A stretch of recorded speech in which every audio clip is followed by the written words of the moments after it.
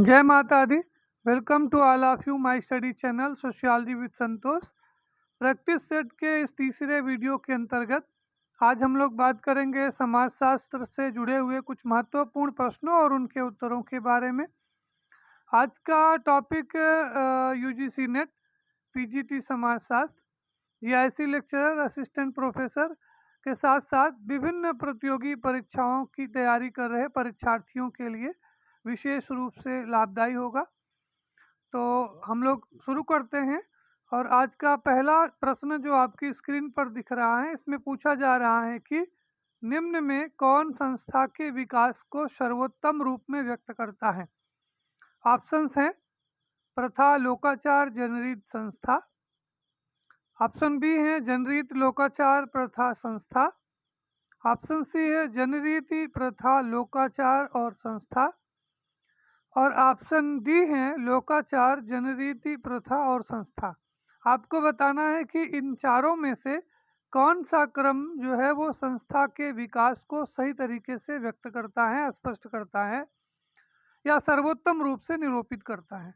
तो जैसा कि हम लोग जानते हैं कि ग्राहम समनर ने, अमेरिकी समाजशास्त्री डब्ल्यू.जी. समनर, जिनको हम लोग ग्राहम समनर के नाम से जानते हैं, अपनी पुस्तक फोक वेज में संस्था के विकास को स्पष्ट किया है। और उनका ये कहना है कि संस्था का विकास एकाएक नहीं होता है, इसका विकास धीरे धीरे समूह में विभिन्न व्यक्तियों की अंतःक्रियाओं के द्वारा होता है। समनर के अनुसार संस्था का जो विकास होता है वो क्रमशः इस प्रकार से होता है, जिसमें से पहले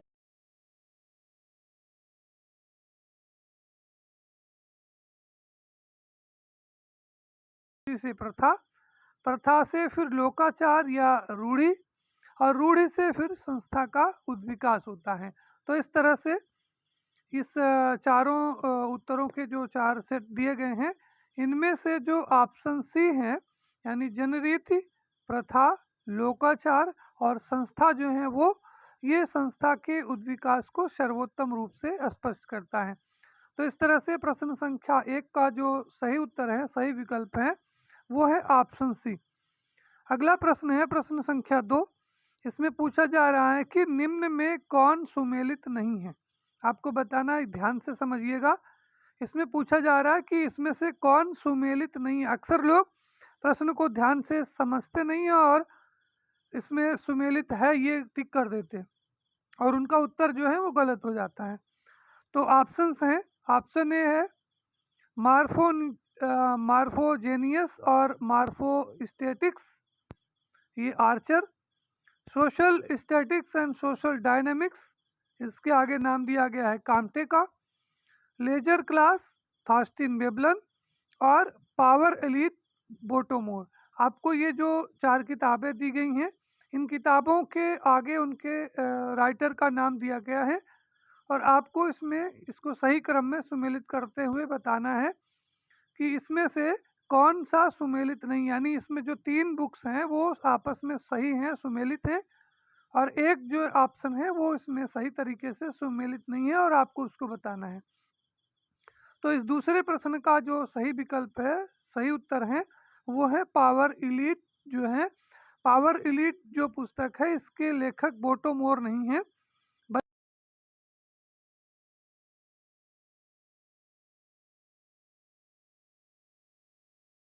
ये आर्चर की पुस्तक है। Social statics and social dynamics जो है ये अगस्त काम्टे की प्रसिद्ध पुस्तक है, आप जानते होंगे।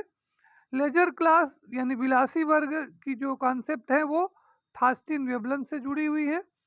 और ये जो पावर इलीट बुक है, ये पावर इलीट बुक बोटोमोर से संबंधित न होकर के C.W. मिल्स से संबंधित है। मिल्स ने 1956 में एक किताब लिखी थी जिसका नाम था द पावर इलीट, और इसमें उन्होंने अमेरिका में 3 प्रकार के जो पावर इलीट्स हैं, शक्ति अभिजन हैं, उनका उल्लेख किया था। और उसमें उन्होंने आर्थिक अभिजन, सैनिक अभिजन और राजनीतिक अभिजन के रूप में पावर इलीट्स का उल्लेख किया था, वर्गीकरण या विश्लेषण किया था।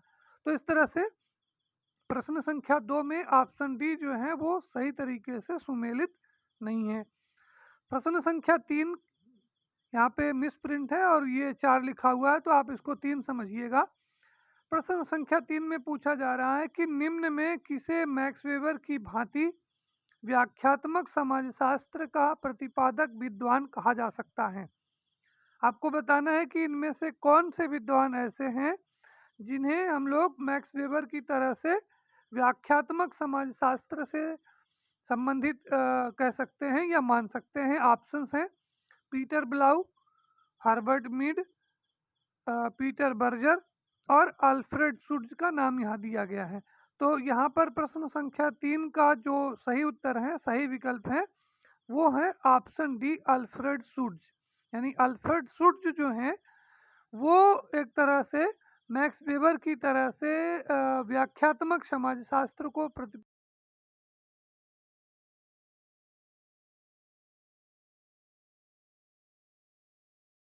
की कथन और कारण से संबंधित है।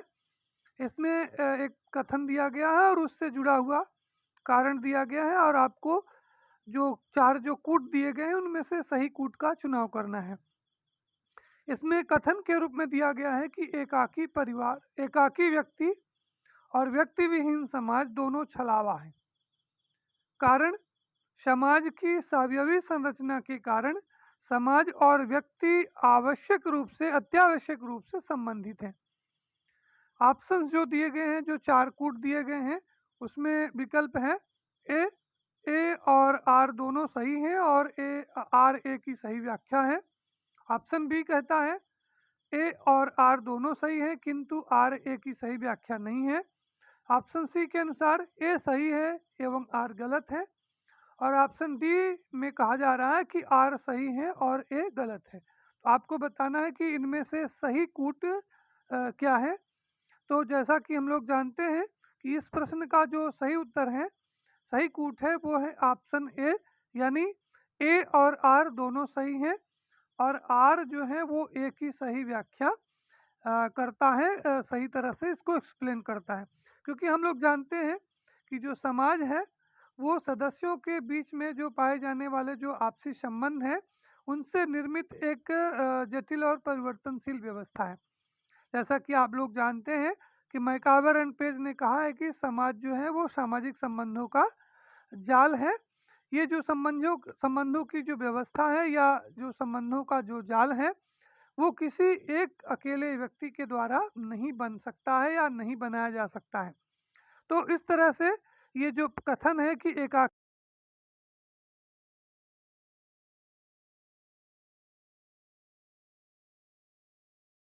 समाज है उसकी संरचना स्वावयवी है और इसका निर्माण करने वाली जो विभिन्न इकाइयां हैं वो आपस में एक दूसरे को प्रकार्यात्मक रूप से सहयोग देते हुए अपने और व्यवस्था का अस्तित्व बनाए रखने में योगदान देती रहती हैं। तो इस तरह से कूट ए जो है वो इस प्रश्न संख्या 4 का सही विकल्प है। प्रश्न संख्या 5, इस प्रश्न के अंतर्गत आपसे पूछा जा रहा है, कॉन्सेप्ट है सांस्कृतिक पुनरुत्थान की अवधारणा का प्रतिपादन किसने किया है। आपको बताना है कि सांस्कृतिक पुनरुत्थान की जो अवधारणा है वो किसने दी है। ऑप्शंस हैं ऑस्कर लेविस, पी कोडियो, बी मेलिनोस्की और रॉबर्ट रेडफील्ड। तो आपको बताना है कि इनमें से किस विद्वान ने सांस्कृतिक पुनरुत्थान की कॉन्सेप्ट या अवधारणा दी है। तो सांस्कृतिक पुनरुत्थान की जो अवधारणा है वो पी बोडियो से रिलेटेड है। यानी ऑप्शन बी जो है प्रश्न संख्या 5 का जो है वो सही उत्तर है, सही विकल्प है। अगर इस प्रश्न को हम लोग एक्सप्लेन करना चाहें तो सांस्कृतिक पुनरुत्पादन की जो कॉन्सेप्ट है इसकी व्याख्या जो है वो ब्रिटिश समाजशास्त्री पियरे बोर्दियो ने किया था और इन्होंने इस अवधारणा का प्रतिपादन शिक्षा के प्रकार के संबंध में किया था और उनका ये कहना था कि शिक्षा जो है वो प्रभुत्व वर्ग की संस्कृति के पुनरुत्पादन का कार्य करती है, जिससे इस वर्ग का प्रभुत्व जो है वो लगातार बना रहता है। तो इस तरह से ये जो पियरे बोर्दियो हैं वो सांस्कृतिक पुनरुत्पादन की अवधारणा के जन्मदाता हैं और ऑप्शन बी जो है वो इस प्रश्न का सही उत्तर है।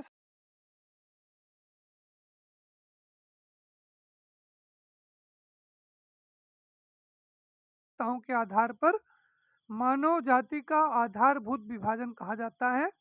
ऑप्शन है वंश, नस्ल, प्रजाति और जनजाति।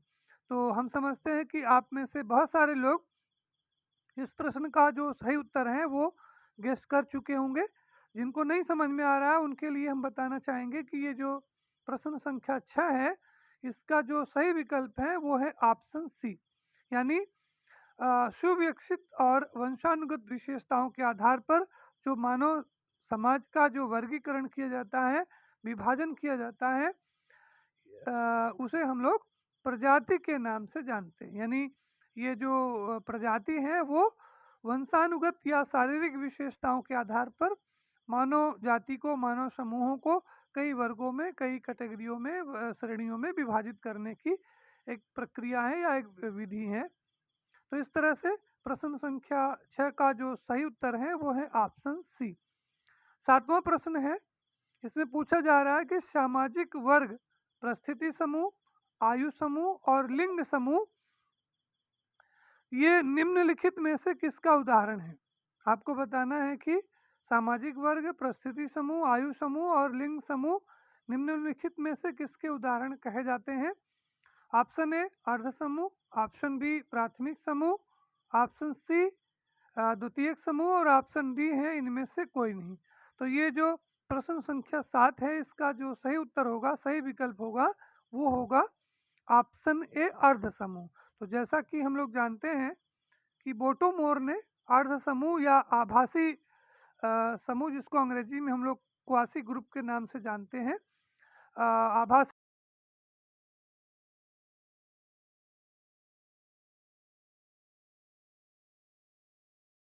सम्मिलित किया है।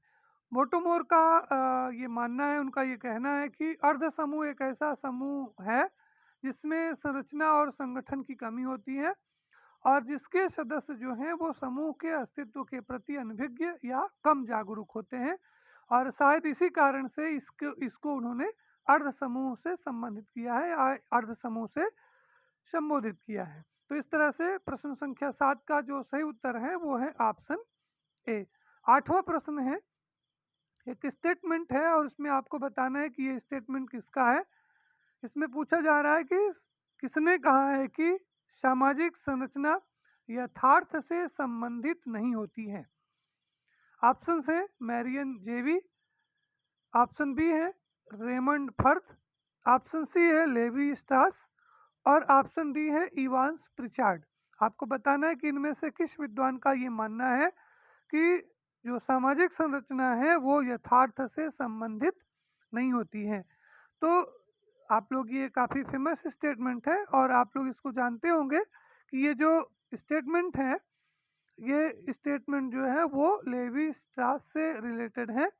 लेवी स्ट्रास का ये मत है, उनका ये मानना था कि सामाजिक संरचना जो है वो उसका आनुभविक वास्तविकता से कोई लेना देना नहीं होती है, यानी ये यथार्थ से संबंधित नहीं होती है। तो इस तरह से ऑप्शन सी जो है वो क्वेश्चन नंबर 8 का सही उत्तर है, सही विकल्प है। अगला प्रश्न है प्रश्न संख्या 9। इसमें पूछा जा रहा है कि लघु समुदाय की अवधारणा का उपयोग भारतीय ग्रामीण समाज के अध्ययन में किसने किया है। आपको बताना है कि जो लघु समुदाय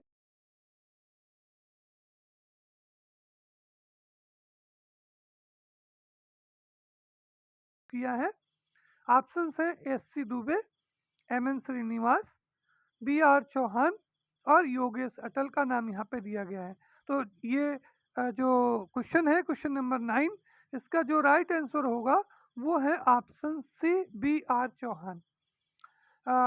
लघु समुदाय की अवधारणा का उपयोग और परीक्षण भारतीय ग्रामीण समाज के संदर्भ में सबसे पहले बी.आर. चौहान ने अपनी पुस्तक ए राजस्थान विलेज में किया था और इस पुस्तक में उन्होंने, यानी ब्रिजराज चौहान महोदय ने कृषक समाज को लघु समुदाय का एक उदाहरण माना था और उन्होंने राजस्थान जो विलेज पुस्तक लिखी थी, इस पुस्तक में उन्होंने कृषक समाज की 3 प्रमुख विशेषताएं बताई थी, जिनमें से उन्होंने पहली विशेषता अत्यधिक परिश्रमी, दूसरी विशेषता मितव्ययी और तीसरा जो है वो सादगीपूर्ण व्यवहार जो है वो ये कृषक समाज की उन्होंने 3 महत्वपूर्ण या 3 प्रमुख विशेषताओं के रूप में प्रदर्शित किया था, उल्लेखित किया था। तो इस तरह से ये लघु समुदाय की अवधारणा का भारतीय ग्रामीण समाज के संदर्भ में अध्ययन जो है वो बी.आर. चौहान या बृजराज जो चौहान हैं, उनके द्वारा किया गया है और ऑप्शन सी जो है वो इस प्रश्न संख्या 9 का करेक्ट आंसर है। अगला प्रश्न है प्रश्न संख्या 10। इसमें पूछा जा रहा है कि निम्न में पूर्व अभ्यासी समाजीकरण की चर्चा कौन करता है? आपको बताना है कि पूर्व अभ्यासी समाजीकरण की जो कॉन्सेप्ट है, इसका उल्लेख इनमें से किस विद्वान के द्वारा किया गया है? ऑप्शंस हैं, ऑप्शन ए है जे.एल. मोरेनो, ऑप्शन बी है आर.के. मार्टन, ऑप्शन सी है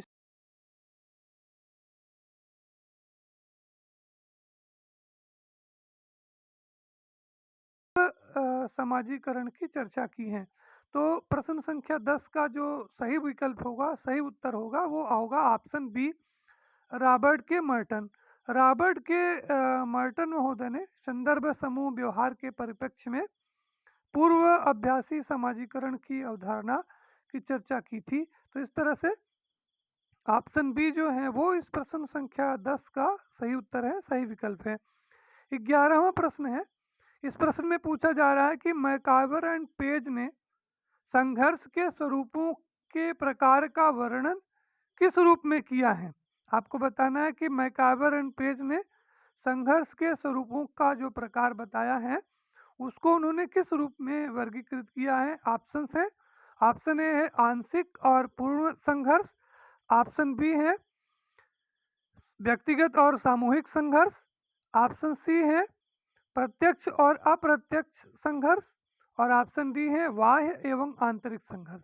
तो जैसा कि हम लोग जानते हैं कि मैकावर और पेज ने जो संघर्ष की जो समाज में जो सहयोग और संघर्ष पाया जाता है, इसको स्पष्ट करते हुए उन्होंने कहा था, उन्होंने अपनी पुस्तक सोसाइटी में संघर्ष के 2 स्वरूपों का उल्लेख करते हुए कहा था कि समाज में प्रत्यक्ष संघर्ष और अप्रत्यक्ष संघर्ष जो है वो विद्यमान रहता है। तो इस तरह से मैकावर एंड पेज ने संघर्ष के प्रत्यक्ष और अप्रत्यक्ष स्वरूप की चर्चा की है या उल्लेख किया है। तो इस तरह से ऑप्शन सी जो है वो प्रश्न संख्या 11 का सही उत्तर है, सही विकल्प है। 12वां प्रश्न है। इस प्रश्न में पूछा जा रहा है कि जब 2 संस्कृतियां एक समान गुणों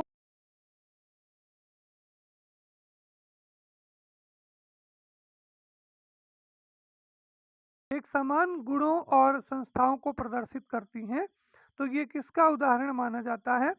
ऑप्शंस हैं अभिसारी उद्विकास, ऑप्शन बी है सीमांत उद्विकास, ऑप्शन सी है समानांतर उद्विकास और ऑप्शन डी है इनमें से कोई नहीं। तो ये जो 12वां प्रश्न है, इस 12वें प्रश्न का जो सही उत्तर है, सही विकल्प है, वो है ऑप्शन ए। ऑप्शन ए से हमारा आशय ये है कि जब 2 संस्कृतियां एक समान गुणों और संस्थाओं को प्रदर्शित करती हैं, तो इसे हम लोग अभिसारी उद्विकास के नाम से जानते हैं या इसे हम अभिसारी जो है उद्विकास कहते हैं।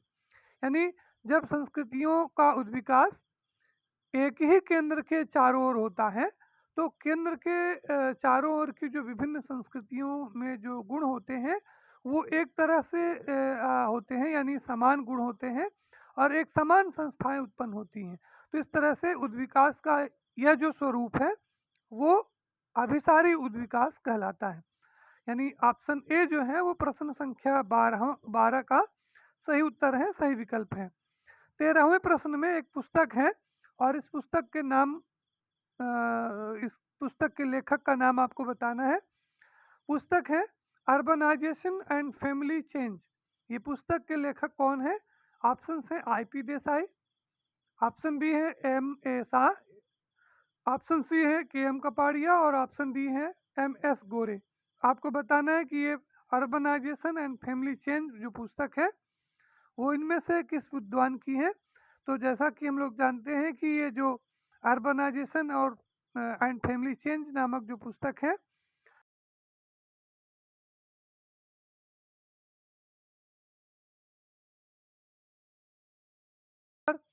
बसे हुए लगभग 499 अग्रवाल परिवारों का अध्ययन किया था और अपने अध्ययन के आधार पर उन्होंने ये बताया था कि लोगों का जो झुकाव है वो संयुक्त परिवार के पक्ष में है। तो इस तरह से ये जो पुस्तक है अर्बनाइजेशन एंड फैमिली चेंज, ये पुस्तक जो है वो एम.एस. गोरे से संबंधित है और ऑप्शन डी जो है वो प्रश्न संख्या 13 का सही उत्तर है, सही विकल्प है। अगला प्रश्न है प्रश्न संख्या 14। इसमें पूछा जा रहा है कि उदग्र सामाजिक गतिशीलता को दो उपभागों में ऊर्ध्वगामी और अधोगामी के रूप में किसने विभक्त किया है। आपको बताना है कि जो सामाजिक गतिशीलता या उदग्र जो सामाजिक गतिशीलता है, इसके दो स्वरूपों ऊर्ध्वगामी और अधोगामी सामाजिक गतिशीलता का जो उल्लेख है, वर्गीकरण है, इनमें से किस विद्वान के द्वारा किया गया है। ऑप्शंस हैं टी.बी. बोटोमोर, पी. सोरोकिन, बोगार्डस और थास्टिन वेबलन। तो आपको बताना है कि उदग्र सामाजिक गतिशीलता को ऊर्ध्वगामी और अधोगामी के रूप में जो विभाजन है वो किसके द्वारा किया गया है। तो ये जो विभाजन है वो सोरोकिन के द्वारा किया गया है। जैसा कि आप लोग जानते हैं कि सामाजिक गतिशीलता का सबसे पहले व्यवस्थित और क्रमबद्ध अध्ययन करने वाले जो विद्वान हैं वो सोरोकिन है और उन्होंने उदग्र सामाजिक गतिशीलता को दो भागों में, दो श्रेणियों में विभाजित किया है। एक को उन्होंने ऊर्ध्वगामी उदग्र सामाजिक गतिशीलता और दूसरे को उन्होंने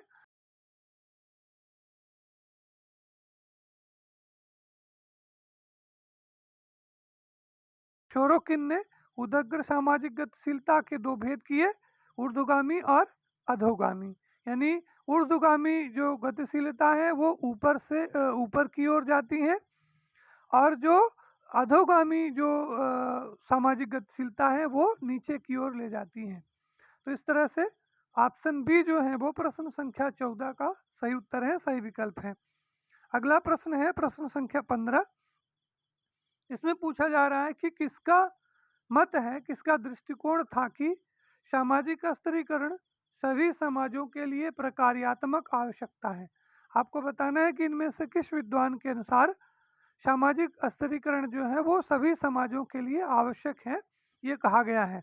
ऑप्शंस हैं Karl Marx, Max Weber, C.W. Mills और डेविस और मूरे।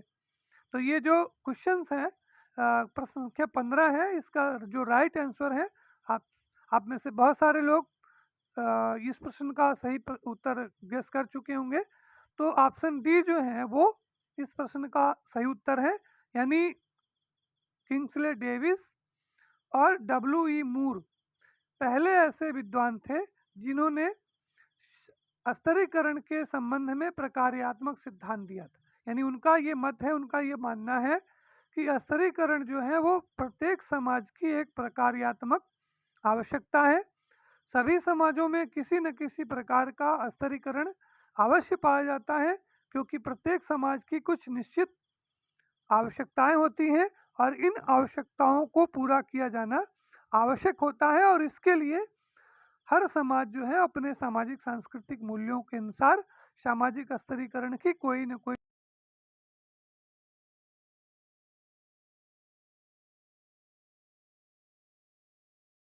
के रूप में किंग्सले डेविस और मूरे के द्वारा वर्गीकरण किया गया है। या दूसरे कभी कभी ये क्वेश्चन पूछा जाता है कि सामाजिक स्तरीकरण का प्रकार्यात्मक सिद्धांत किसने दिया है, तो आप इसको जानते रहें कि ये सिद्धांत जो है वो किंग्सले डेविस और W.E. मूरे से संबंधित है। अगला सवाल है प्रश्न संख्या 16। इसमें पूछा जा रहा है कि संस्कृतिकरण के परिणाम स्वरूप निम्न में से कौन सा एक परिवर्तन होता है। आपको बताना है कि संस्कृतिकरण के परिणाम स्वरूप निम्न में से कौन सा एक परिवर्तन होता है, बदलाव होता है। ऑप्शन ए संरचनात्मक परिवर्तन, ऑप्शन बी स्थितिकीय परिवर्तन, ऑप्शन सी ए और बी दोनों, ऑप्शन डी है न ए और न ही बी। तो ये जो संस्कृतिकरण की जो प्रक्रिया है, आप जानते हैं कि संस्कृतिकरण के परिणाम स्वरूप केवल स्थितिकीय परिवर्तन होता है, इसमें संरचना में किसी प्रकार का कोई परिवर्तन नहीं होता है। ये जो संस्कृतिकरण की जो अवधारणा है वो एम.एन. श्रीनिवास महोदय से संबंधित है और उन्होंने दक्षिण भारत के कुर्ग समुदाय पर जो अपना अध्ययन किया था, इस अध्ययन के दौरान उन्होंने संस्कृतिकरण की प्रक्रिया का उल्लेख किया था और उनका ये कहना था कि संस्कृतिकरण एक ऐसी प्रक्रिया है जिसमें कोई निम्न जाति जनजाति या कोई समूह अपने से किसी उच्च जाति के रीति रिवाज, पर्व त्योहार, विश्वास और विचारधारा और उसकी रहन सहन की शैली को अपना लेता है और धीरे धीरे वो अपने को अपनी परंपरागत स्थिति को उच्च होने का दावा उसके द्वारा किया जाने लगता है।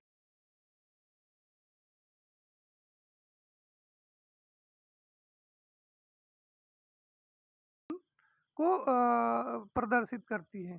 तो ऑप्शन बी जो है वो इस प्रश्न का सही उत्तर है, सही विकल्प है। अगला प्रश्न है प्रश्न संख्या 17। इसमें पुस्तक का नाम है और उसके लेखक को आपको बताना है। पुस्तक है साधुज ऑफ इंडिया नामक पुस्तक के लेखक कौन है? ऑप्शन से है, option A G S. Ghurye, option B I P. Desai, option C है बी.डी. त्रिपाठी और ऑप्शन डी में एम.एन. श्रीनिवास का नाम दिया गया है। तो ये आप में से बहुत सारे लोग इस प्रश्न का सही उत्तर गेस कर चुके होंगे, लेकिन कभी कभी कंफ्यूज हो जाता है आदमी, इसलिए कि ये जो पुस्तक है साधुज ऑफ इंडिया जो है वो जी.एस. घुरिये महोदय की है।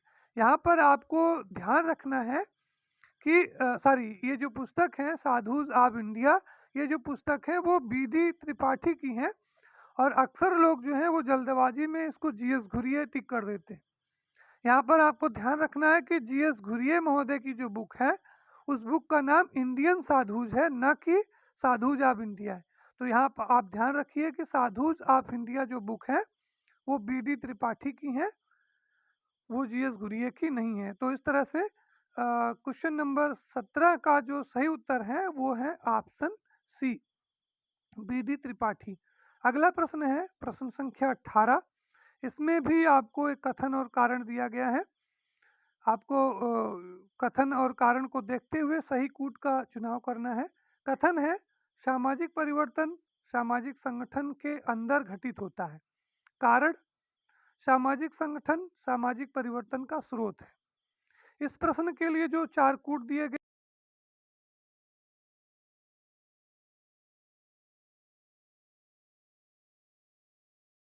ए और आर दोनों सही हैं, किंतु आर ए की सही व्याख्या नहीं है। ऑप्शन सी है ए सही है किंतु आर गलत है और ऑप्शन डी है आर ए गलत है लेकिन आर सही है। तो आपको बताना है कि इनमें से सही कूट क्या है, सही विकल्प क्या है।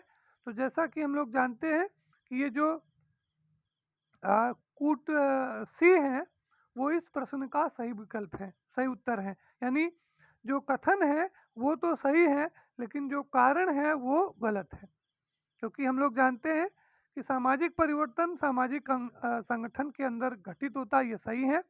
जैसा कि किंग्सले डेविस कहते हैं, उनका ये मानना है कि सामाजिक परिवर्तन से हम केवल उन्हीं परिवर्तनों को समझते हैं जो कि सामाजिक संगठन या सामाजिक संरचना के अंतर्गत या उनके ढांचे और प्रकारों में घटित होते हैं। परंतु यहाँ पर ये जो दिया गया है कि सामाजिक संगठन सामाजिक परिवर्तन का स्रोत है, ये सही नहीं है, क्योंकि सामाजिक परिवर्तन का जो स्रोत है वो एकमात्र स्रोत जो है वो सामाजिक संगठन नहीं है, इसके बहुत सारे कारण हैं। तो इस तरह से यहाँ पर ए सही है किंतु आर गलत है। अगला प्रश्न है 19वां प्रश्न। इस प्रश्न में आपको बताना है कि बोस्टल स्कूल का संस्थापक कौन था। ऑप्शन है एल्विन रेलगिस ब्राइस, ऑप्शन बी है हीली एवं ब्रूनर, ऑप्शन सी है सदरलैंड और ऑप्शन डी है हेज। आपको ये बताना है कि ये जो बोस्टल स्कूल है इस स्कूल के संस्थापक कौन थे। तो जैसा कि हम लोग जानते हैं कि ये जो बोस्टल स्कूल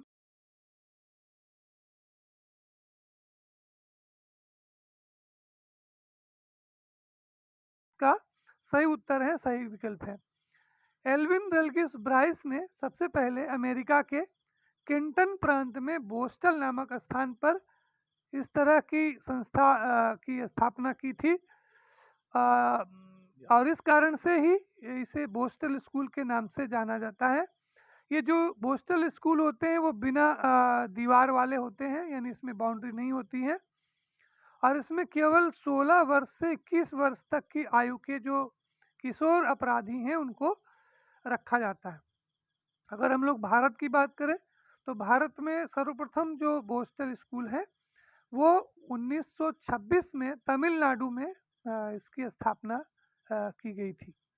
तो इस तरह से ये जो बोस्टल स्कूल के जो संस्थापक थे वो एल्विन रेलगिस ब्राइस थे, यानी ऑप्शन ए जो है वो प्रश्न संख्या 19 का सही उत्तर है।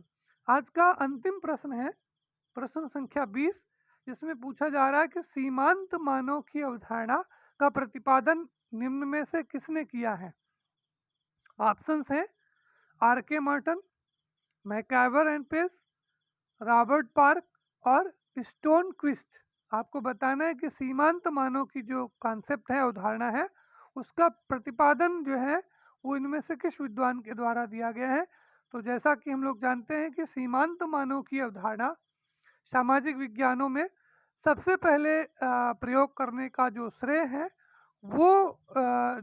है वो स्टोन विस्ट को जाता है, लेकिन बाद में इस अवधारणा का जो प्रयोग है वो रॉबर्ट पार्क के द्वारा किया गया था। तो यहाँ पर चूंकि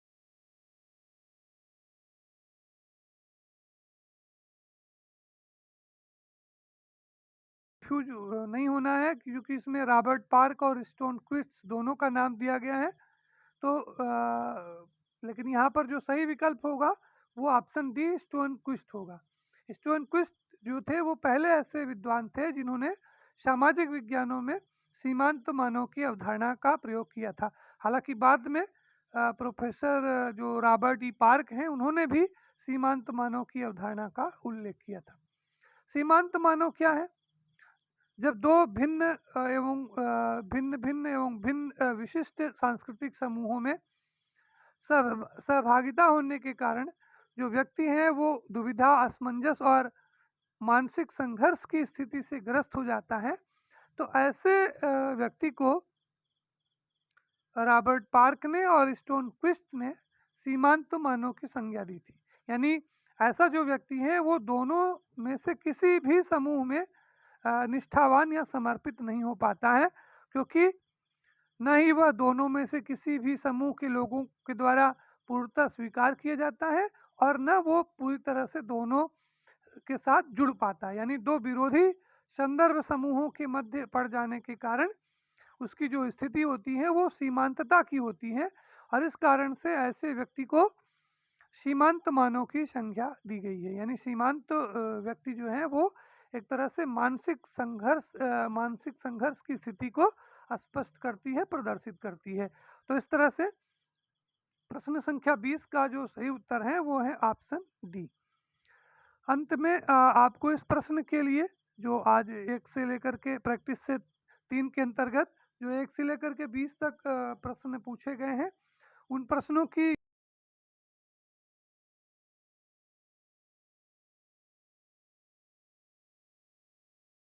आप इस पूरे वीडियो को आप दोबारा से रिवाइज करें, सुने, तो तो आपको ये जो क्वेश्चंस हैं वो आसानी से समझ में आ जाएंगे। कन्फ्यूजन होने पर आप ये जो स्क्रीनशॉट है उससे आप अपना उत्तर मिला सकते हैं, गेस कर सकते हैं कि कौन सा प्रश्न का हमारा उत्तर सही है।